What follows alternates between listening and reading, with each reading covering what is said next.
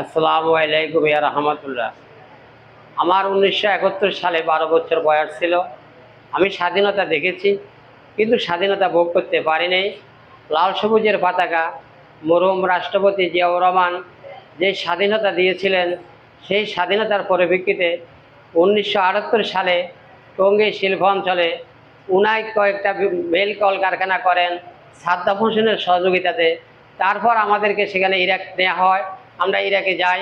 তাই আমি বলেছিলাম, লিমিটেড রিজার্ভের কর্ণধার শহীদ রাষ্ট্রপতি জিয়াউর রহমান সাহেব আজকে কারা কারা, কেউ কিছু কিছু লোক, কেউ জিয়াউর রহমানের লোক, কেউ শেখ মুজিবের লোক, কেউ আওয়ামী লীগ, কেউ বিএনপি, সকালে সব দল করে, কিন্তু এই মন্নু টেক্সটাইল মিলটি পাকিস্তান আমলে হয়েছে।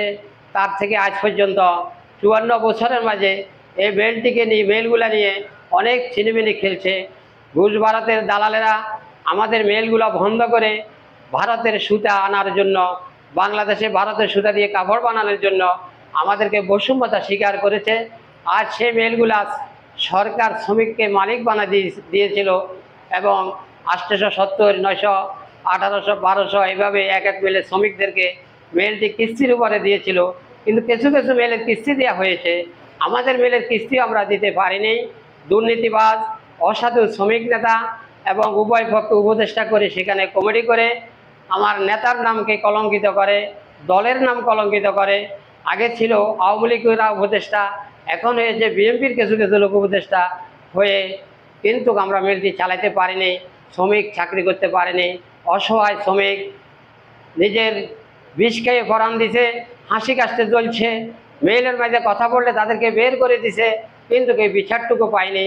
আমি আশা করেছিলাম 24-এর পরে অন্ততপক্ষে বৈষম্যতা যাবে, আবার নতুন করে বাংলাদেশ পাবো, স্বাধীনতা পাবো। কিন্তু আগে যেইভাবে ছিল এখনও তো সেইভাবে। আমি মাননীয় প্রধান উপদেষ্টার কাছে আমার লিপিবদ্ধ করে প্রতিবেদন পাঠাইছিলাম, আমার সুষ্ঠু তদন্ত করে যেন এই একটি বিনিয়োগকারী এনে বিশ্ব ইজতেমার মাঠের পরে যেই Monno textile mill, Olympia textile mill, কাদিরা, ছাত্রং, আশরাফ, শত, এই যে 15-20টা আমাদের কটন মিলগুলা বাংলাদেশে আমরা উৎপাদন করলে ভারতের সুতা দিয়ে আঙ্গুয়া আমাদের আর কাপড় বানানো লাগবে না। এই সিদ্ধান্তের পর আমাদের নেতারা কাজ করেছিল। নেতারকেও মৃত্যুর পর অসাধু নেতারা এসে কলকারখানা বন্ধ করে দিয়ে বেকার সমস্যাকে ভাড়ায় দিয়ে আমাদেরকে একটা বৈষম্যতা স্বীকার করেছে। আমরা বিচার পাচ্ছি না, মেলও চলছে না। কোনো মালিক আইলে মালিকের কাছে তারা চাঁদা চায়, কালেকশন চায়, এই কারণে মেলগুলো চলছে না। আমলা কামলা আজকে দেশটিকে যে 12টা বাজা দিয়েছে, আপনি হয়তো বা কিছুটা কিছু করেছেন।